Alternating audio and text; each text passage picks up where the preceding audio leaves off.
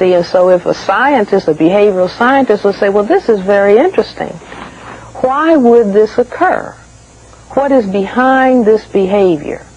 Why this attack on the black man's genitals? And I say that if we begin to understand the fear of genetic annihilation, because what is in the genitals, what is in the testicles, do you see? The genetic material is in the testicles, do you see? And so if I have a fear of being genetically annihilated, then the brain computer will cause me to attack the person's genitals.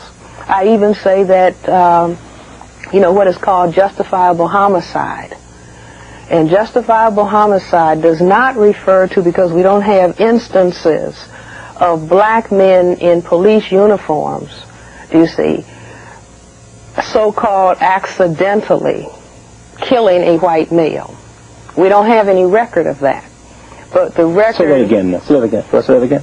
See, you don't have a record, or of black police officers saying, "Oh, I shot that white male. I thought he had a weapon." There's no record of that.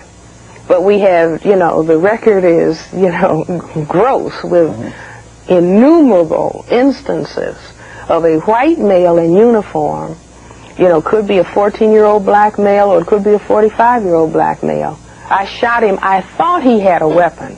And then that's called justifiable homicide. Now I say deeper, what is going on is that within the white male's brain computer is he looks at the black man and he thinks about the black man's genetic power that resides in the genitals.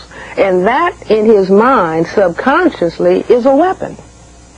Do you see what I'm saying? Because, see, we never talk about these issues. These issues that I'm talking about, do you see, I would guess that they've never been talked about in the history of television. Do you see, to talk about what is actually going on around this issue of fear of genetic annihilation. So that I thought he had a weapon, and so therefore I shot him. Well, he does have a genetic weapon, if you want to call it that. And I say that also accounts for the language that is used, the great equalizer. I wish we had a blackboard, because, again, to go back to looking at the male genitalia, and you can see if the brain makes an abstraction, it's going to be a cross.